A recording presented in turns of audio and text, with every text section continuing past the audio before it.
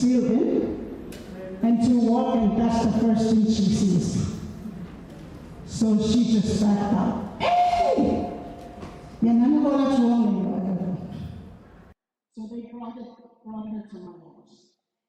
And I took her hand and we went to the police station to help her process her papers. Because she was scared. There was another young lady who was sitting across from my desk. And she started shaking and crying. Her husband was leaving her. And she told me, I wanted us to move to Guam. And why Guam? Because they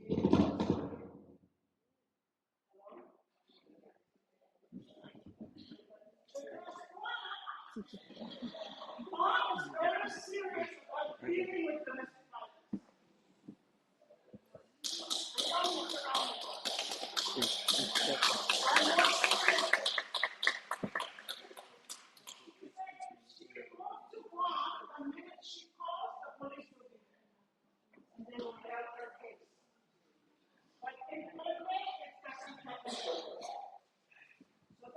She wanted her and her husband to move to Guam, where we had a boyfriend from Federated.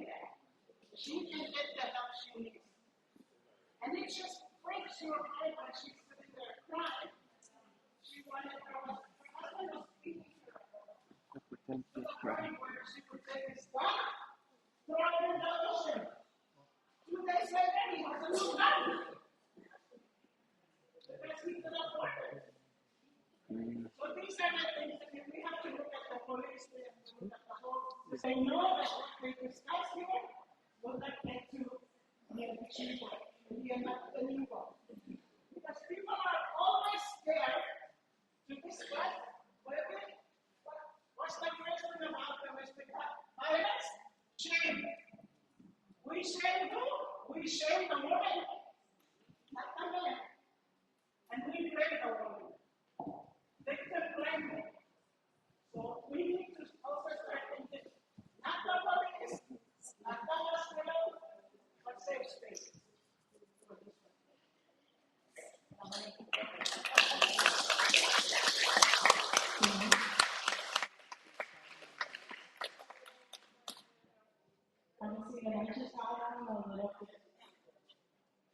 Yes, yes.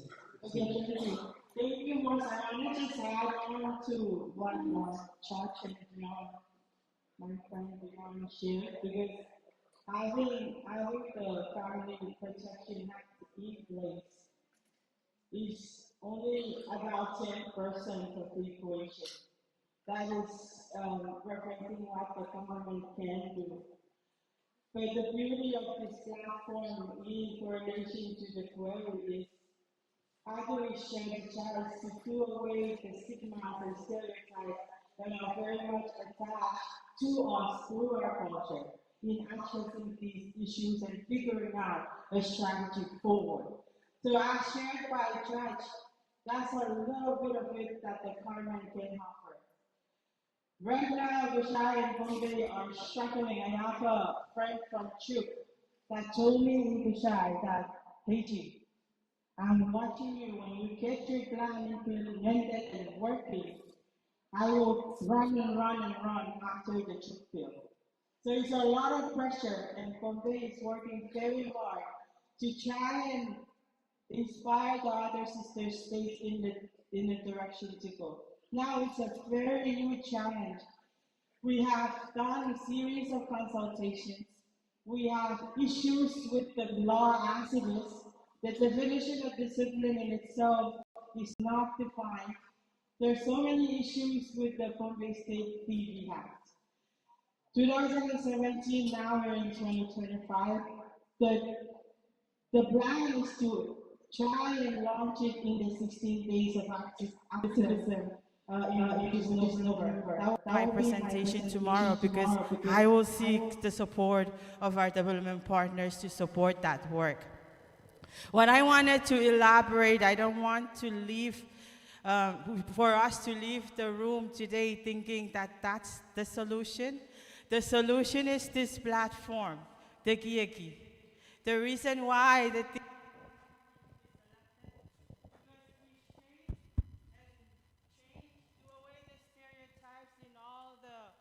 in all the seats that we hold, with the strings that we hold, for instance, the traditional leaders. The traditional leaders, from their stand, but the power they hold in the communities, they can place those sanctions. They can place those disciplines to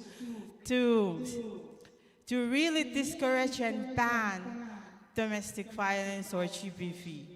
In our churches with the leadership that we hold from the churches in the corners, teaching Sunday school, the sermon from every Sunday, we can use that string, that strand for the KIEKI and make the change and strategize. It is really a holistic solution. There's no such way that the government can solve this by themselves. The reports, the survey that was done back, UNDP, or they sponsored the survey, Family Health Study in FSM, only 10% report.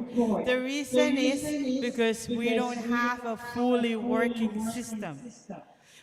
To have a fully working system, we have to have the law, we have to have the social services available, we have to have the proper trainings for the police, for the churches, for pastors, everybody. This is one area that everybody play a role. So I just want to use this space and let Chuuk and Yap know that it's been a lot of pressure for Bombay because of the challenge from Kushai.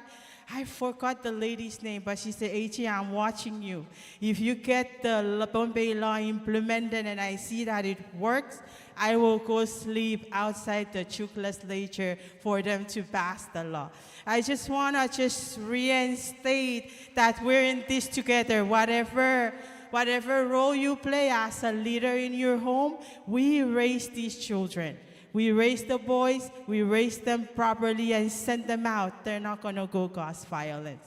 I just want to share that for now and hope next forum we will report that it's been launched and working. Thank you.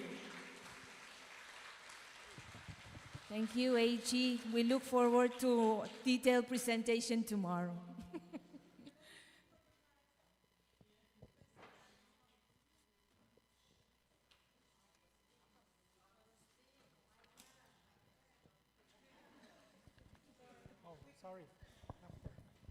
Island Hop. I will not speak as a lawyer, I will speak as a politician. That means flowery. I'm not going to go to the implementation, but I'm going to say that just the fact that there is a domestic violence law in Koshai is enough for the women, is enough for us. We're sleeping better at night, knowing that we can always call the police to take care of these men that is making noises at night, or demanding that the wives go up and then fix them food and then do all of these other things that they wanted to do.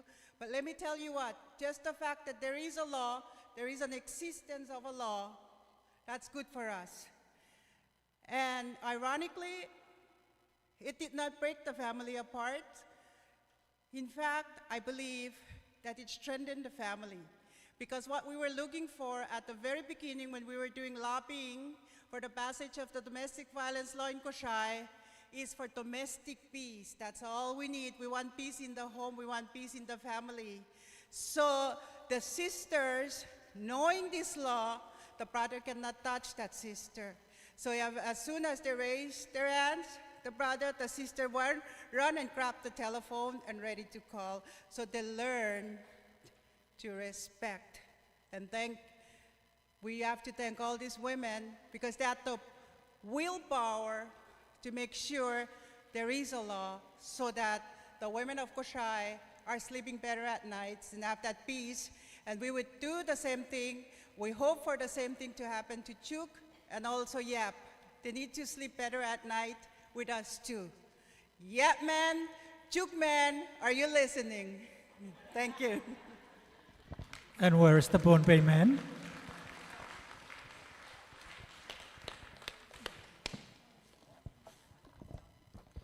Thank you.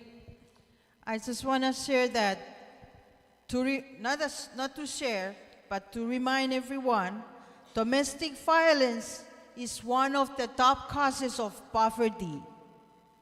When you have violence in the house, the fear is there. Who's going to do the work properly? Who's going to think properly? And the kids are in fear. They're not learning much in school because they remember what's going on in the house. So we're still having poverty in our states. And the big state that cut the highest poverty is here in Chuuk with the highest rate of domestic violence. So there is no more reasons to hold back. We need to boost domestic violence forward and hold it where it should be. No more in the house. Let the church help us if we have to. And in Fiji, the churches are heading domestic violence in their communities. I wish that all the Chuukis should push this for Chuuk state. Anything that the states are doing, we have to do the same thing. We're not going to be silent. Please, if all Chuukis women are in the house, please stand up.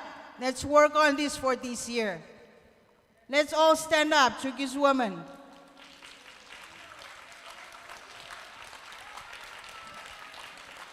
We have to have these two laws in place for the sake of our children. Ended as early as possible. Thank you.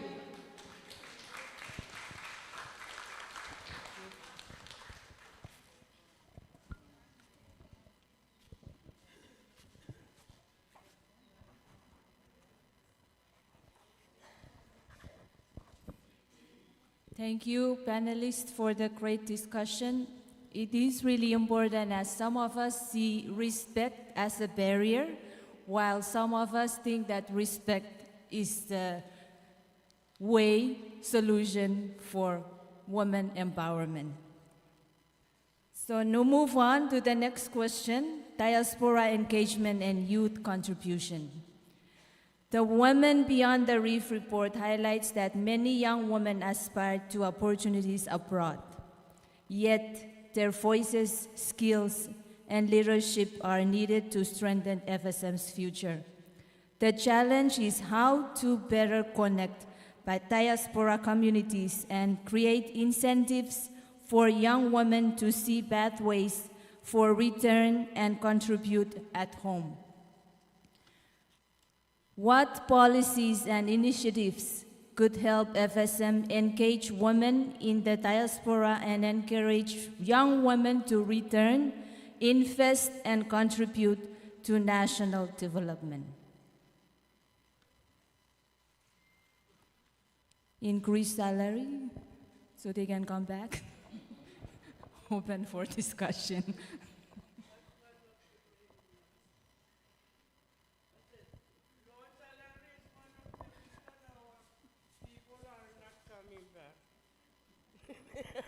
Sorry. No, you were kind of jokingly saying increase the salary, but in fact, that's one of the reasons why our people are not coming back to help us out, because of the low salary. So it's not, it's a fact. Kailangan. Kailangan, Chief Justice. Voice from the youth.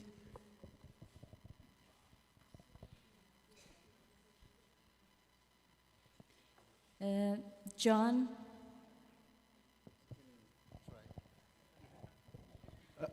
Thank you, Takiko. Let me give it a crack at the question. I think to attract our people that are outside, especially the younger generation that have gotten exposed and have skills, it's going to take not only this group, but multi-agencies to come together to make plans on how to bring their skills back. And some of the things that I was or privileged to talk about way back was the transfer of skills for those that are living abroad that are professionals like doctors, engineers, and educators, more like a remote assignment that they could contribute. And those areas or those policies is maybe to begin with, because the idea is how to bring our people back to contribute to the national development of our country. So it's going to take a lot, but to sum it up with few initiatives is if we can begin to come up with programs that we can work with our people that are outside, especially professionals, Micronesian professionals that are outside, like doctors, engineers that could come help and also train our local people, our local skills. Also, Chief Justice mentioned salary is a big contributor to attract talented people from our country to come back. But then the government really need to figure out how we can develop to be able to sustain salary that is very high. So that's why I mentioned it's going to take multiple areas, sectors to work together to come out with a really good plan that we can bring our people back.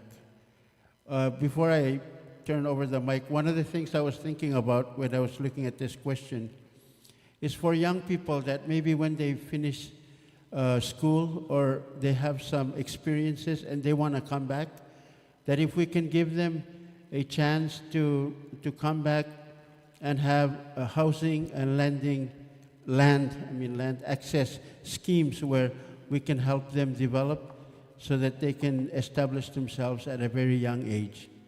So by the time they get older to a certain age, they have already established and they've been contributing to our national development.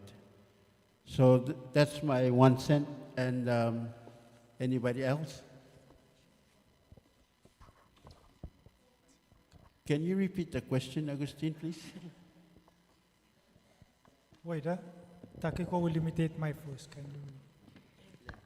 Discourage. We're not in the position to discourage, but our position as leaders of our states and governments and nation is to identify the roots, the reason why people are leaving. So I know we already did some findings that tells us that it's for health and education. So getting to the root of the issue will be, for me, in a lawyer's head, will be get to the root of the issue, improve our health system, and probably also improve our education system, because those are the two main issues why our citizens are leaving.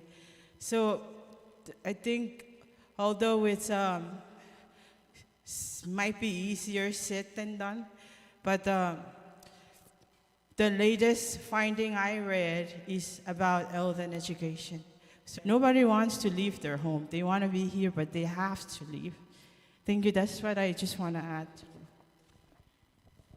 Thank you, AG.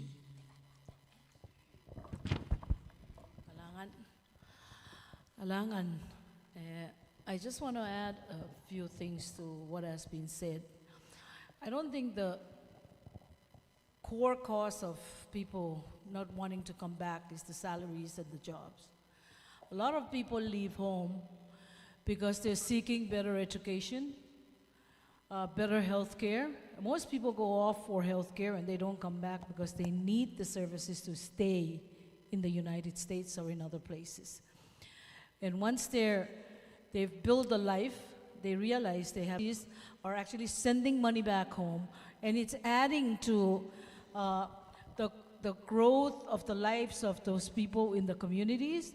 And that's the reason why we have a lot of families who don't have jobs, a lot of families who stay at home, can afford, when you have Easter, can afford to buy all the good things that they for them. Under the Constitution, under the Compact of Free Association, the freedom for them to have access and grow as residents, legal residents in the United States, is there for us to enjoy. Now, what we need to do is to probably support them to start better lives out there. Because it's not as though they're not continuing to support the livelihood of other families here. And so I think one of the things that we need to do is find ways in which to support our own people in education so that they become better citizens of the places that they go off to become, to grow and become residents of those communities. That they're not there just to be dishwashers or to be cooks, but that they're there contributing to other professional jobs. So we want to make sure that our children are educated so that wherever they decide to go to live, that they can become better citizens out there. Kailangan. Kailangan. Before I pass it to the next question, I just want to share an experience. My daughter just finished school from UOG, major in public health and epidemiology. She came and applied for a job, and she took a picture. At the bottom of the application, it says, at least 4 years of experience. Head of offices, please, if we want to return our kids, perceptive is very important. If they see these young kids, they lose heart. She started working, and someone in America decided to cut some funding, so she's not sure if she's going to have a job in the next 6 months. FSM need to step up. Put the money to support our own citizens. We're a young nation, but we should try that. That's my thought.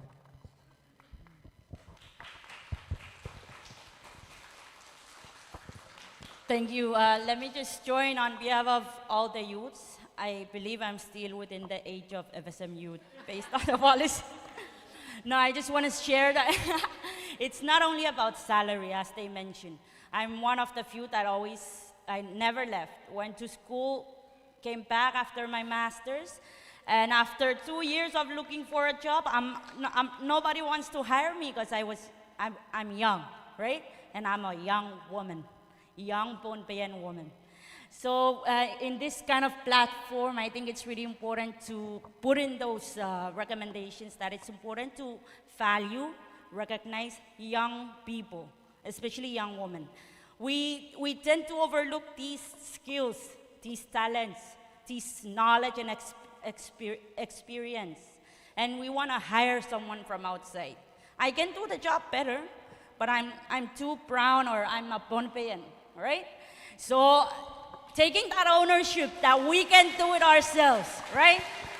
So on behalf of all the youth, and you know, when I was going to UOG, one high official came and met with us UOG students, and the high official told us, oh, when you graduate, don't go back home.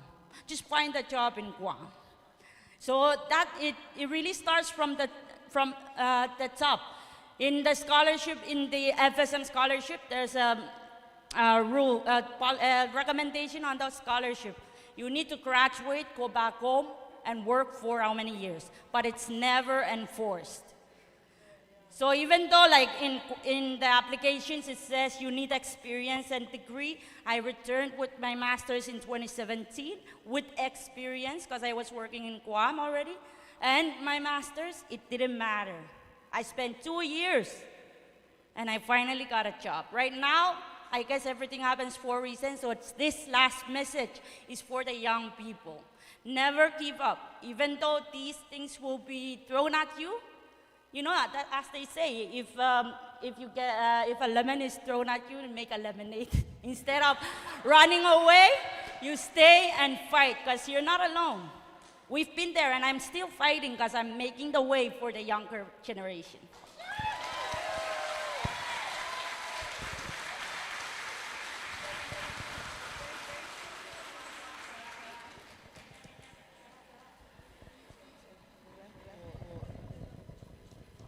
Kalangan ng sarapin pulo chalmen pay, yan pay, dukan, od nan kanye, o labalap sang pay, chal kiyang polo yang aki, state kan pueki, sapon na chay sa kasawpal.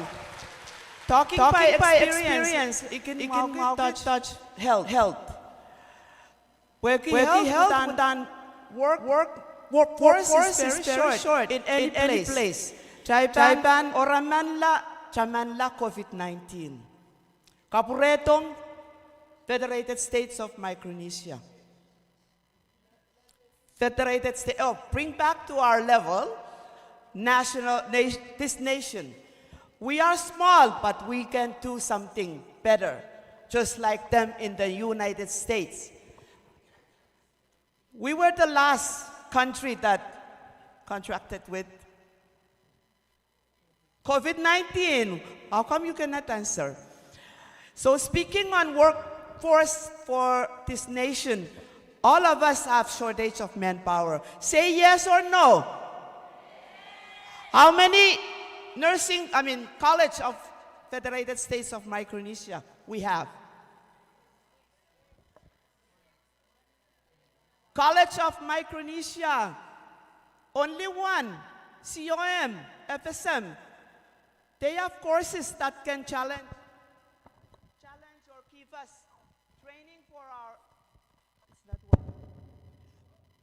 for our young generation. She's an alumni for the college, right, Miss Elias? And she became a master in social worker. Okay. In health, we have shortage of doctors. We have shortage of nursing. I just retired after the COVID-19. And I'm proud that I'm retired because I can work with the community. Share what they have in health. Share it to the community. I can run away to Chuuk because I have friends in Chuuk, but no, I love my island to develop the young generation. I am an advocate to speak on nursing. I don't just retire because I don't like to serve, even though I don't get the 45% increase, but I'm proud that this young generation, they got it right after I retired. I never claim because I need to speak to the young generation. Go to health because they can recruit you right there. You sign, you start tomorrow. It's just the attitude of the leadership in our department that ignore the need. Leadership means, people who hire them.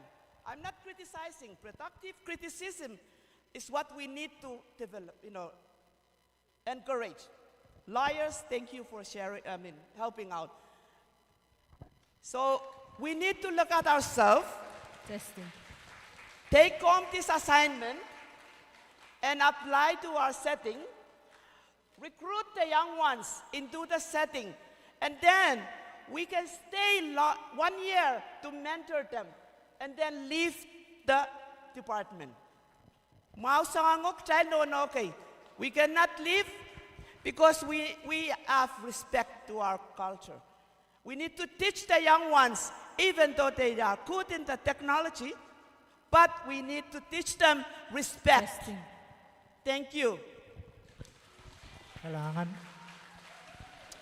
I'm sure that many of us want to share, but I will ask for your forgiveness because of interest of time. It's 3:30 now. Normally we call it a day at 3:30 in the schedule. However, we still have many things that we need to cover, so I will beg your forgiveness that we move forward. Kalangan. Takiko, please continue. Thank you, panelists, for those enlightening reflections. At this point, we have a special moment, the unveiling of the artwork that symbolizes our shared commitments. I invite Lilian Tawa, Program Analyst for UNTP, to assist with the unveiling and the official handover of the art piece. May I invite Secretary Samo with this to deliver short remarks.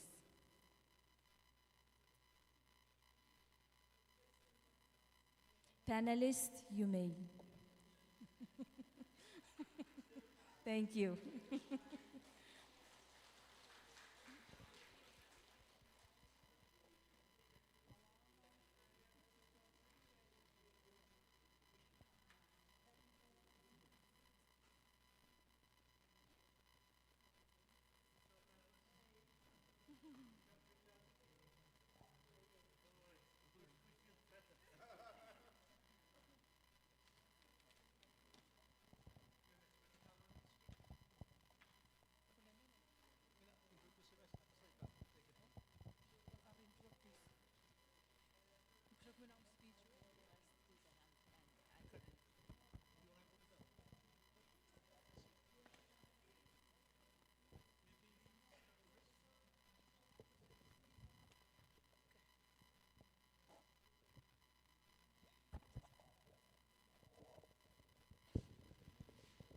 Kamorale, everyone.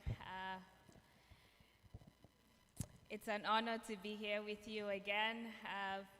Pardon me if I stand on existing protocols and pay my respects to all of you.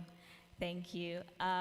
While we were sitting there and we were having the discussions, it reinforced the ideas of why we decided it was a very good idea to go ahead with this report. Secretary Samo and the Department of Health and Social Affairs, initially under the project that Takiko mentioned, commissioned this historical study by Michael Levine, and that looked into all the trends. And with that, we thought, how best can we create discussions around this and spotlight on the issues in that analysis? And that's where the Women Beyond the Reef report came to be. And so we're very happy to be here. Ideally, I'm supposed to also be talking about this lovely art and painting that we have before us, because I wanted to keep it very, very confirmed and not get lost in my words. I also put the note down in terms of what this art piece is.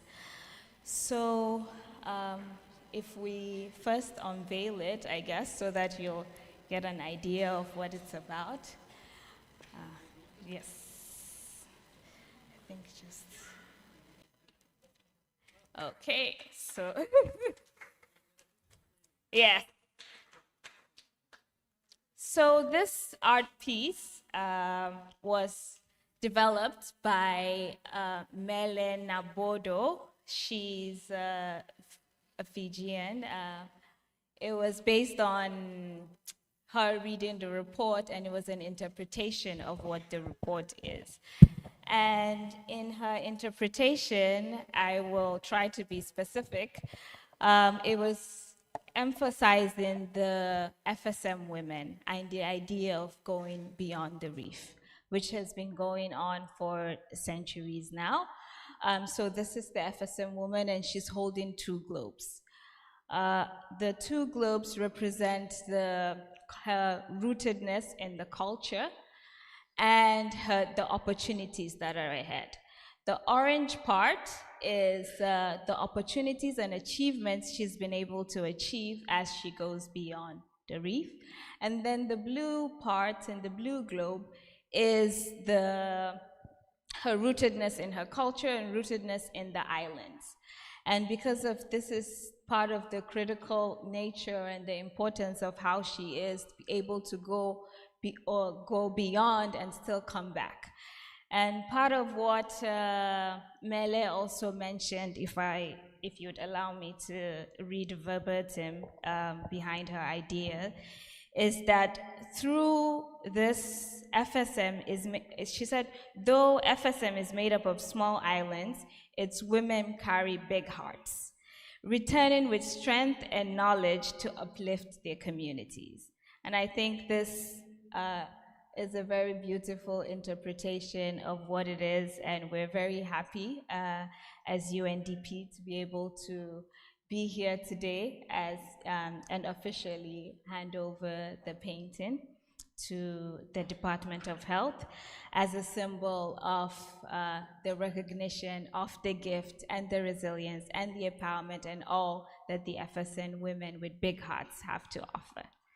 Thank you very much.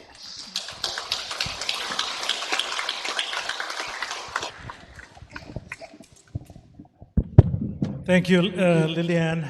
Before I say a word or two, allow me to also join previous speakers. Diro, Mandin on, Ami Finasamol, one Ifana Wela Chuuk, Tredero. Finasamol Sangodusan, Finalan FSM. Also, my respect to traditional leaders of Pond Bay. My family is in Pond Bay. Lekan Madalanim, Anakinie, Nana Sokas, everybody else. So, and also the leadership of the state. So I guess my part here very specific. I will have a few words to say at the closing, so let me reserve my time at that time on Friday. But I'm supposed to model supposedly, right? I'm supposed to stand up and kind of dance this artwork. Is that the expectation? But anyways, let me just give a little bit of background how this came about.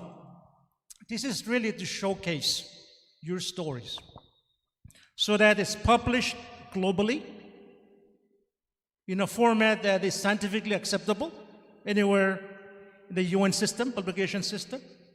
So what you see here, Women Beyond the Reef, as Lillian said, is an attempt from your national government, from your department, to basically go back in time and pull out information that is published about us, about women, focusing on women specifically. So how did that happen? Well, she made reference to a study a project that we did together with UNDP. So basically, the source of the information is FSM census data from very beginning, okay, to the latest, as Dago pointed out, 2010 data. And also using their expertise, UNDP, to the sort of environmental scan, AI, and all those fancy things, and bring them together. And they make a synthesis of what can we say about the FSM women this day and age that's still relevant. And you see the policy briefs in front of you, right? And it highlights certain themes, to me, still very, very relevant today. Perhaps in a different shape, form, and time. I have to tell you, I did sit in a women's conference way, way back. That shows how old I am, right? And I'm really nervous to sit in front of you today, again. And there's a reason. Because at that meeting, very powerful FSM women, and talk about all these issues, and I sense that we men are the problems in many of these discussions. And one of the recommendations, they said the solution to our problems is kill all the men.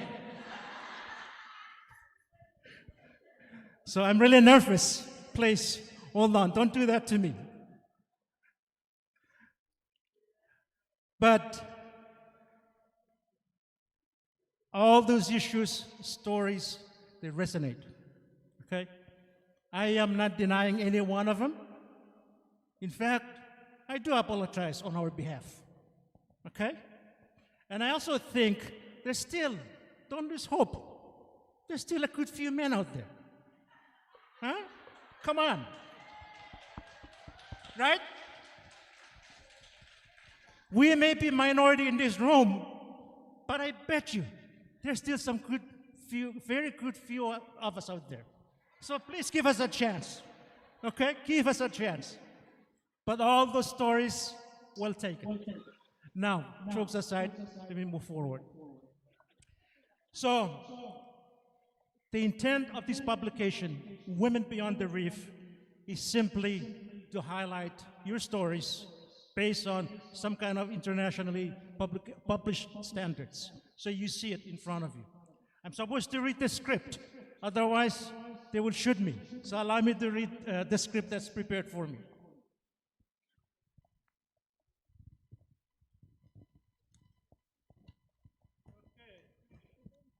It says, today, as we unveil this painting and launch the Women Beyond the Reef report, let us be very clear.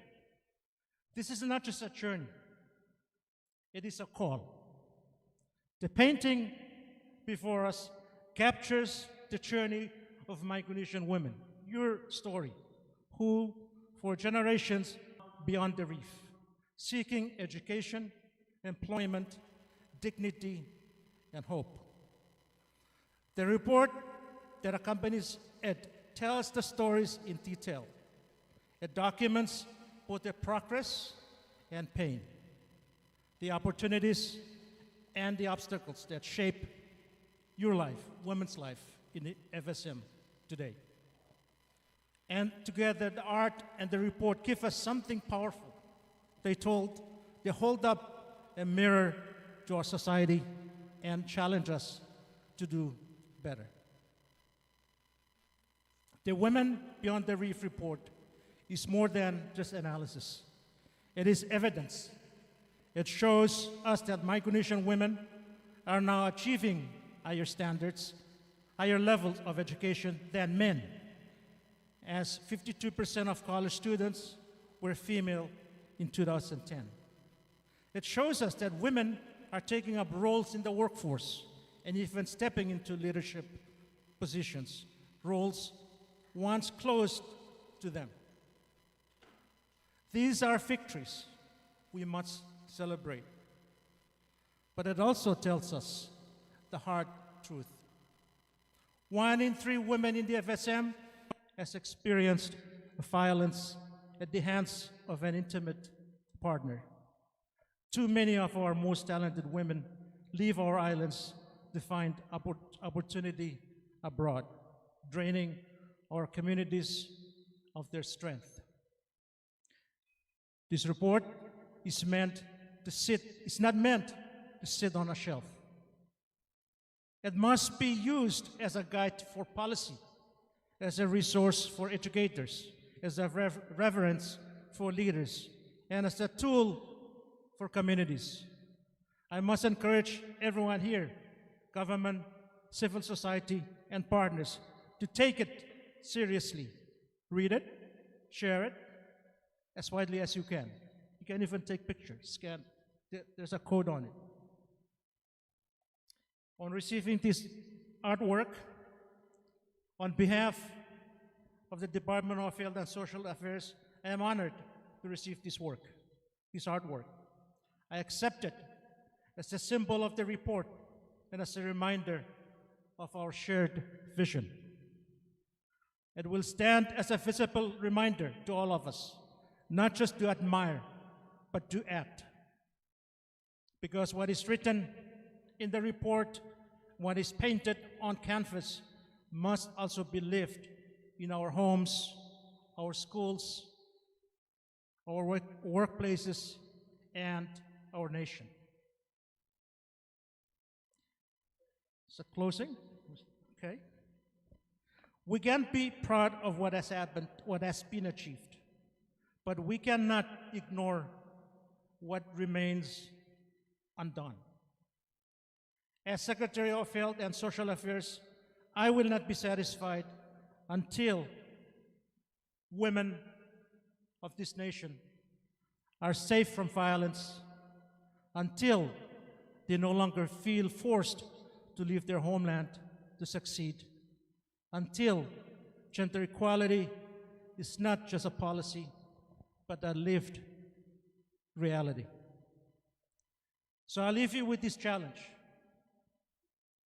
Do not walk away today thinking this was just a launch event. Walk away ready to act. Use this report, let it guide your work, let it influence your decisions, let it strengthen your commitment. If we truly want a healthy, prosperous, and just FSM, then we must go beyond the reef together.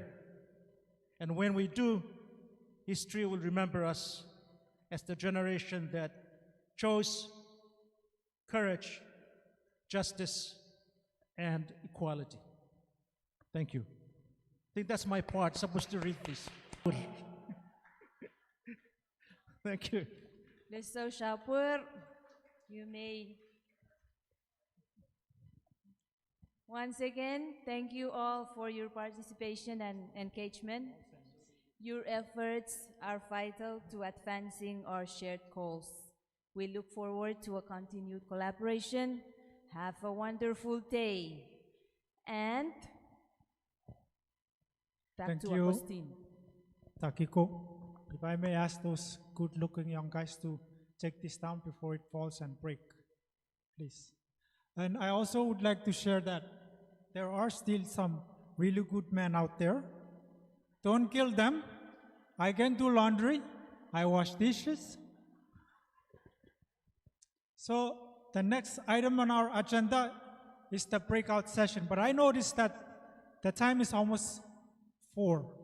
We've been sitting the entire day. We just heard about NCD, and this is one of the ways to get NCDs, to sit all day and do nothing. So I would like to propose the following. Instead of a breakout, we each take away this evening, sit down at some time that we can, discuss what are our recommendations and priorities in this thematic area. Then your reporter comes back tomorrow, and the first thing we do is report back. Is that doable? Okay. So that leaves one more thing that we need to do before we take off. And this, when I started talking, I noticed some of the Pohnpeians started pointing fingers at me. So we will go through with the reflection. Not reflection, what do you call that? Inspirational woman of Pohnpei. So can we, if I may ask that we proceed with that? It's not going to take long.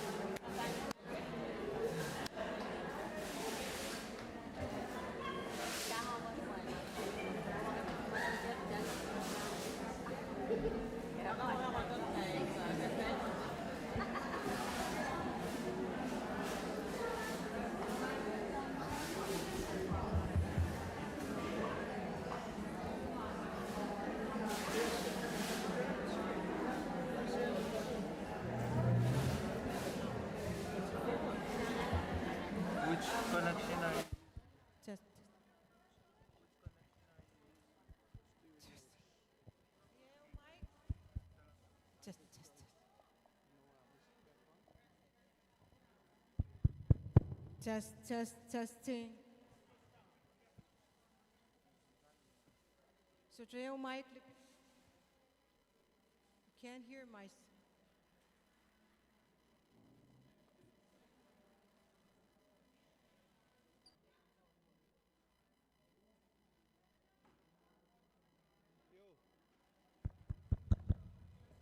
Testing. I think she wants it louder.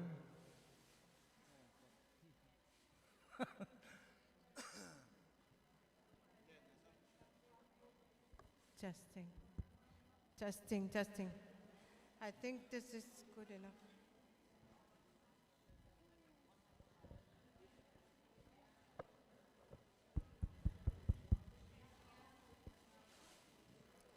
All right. Kaselelia.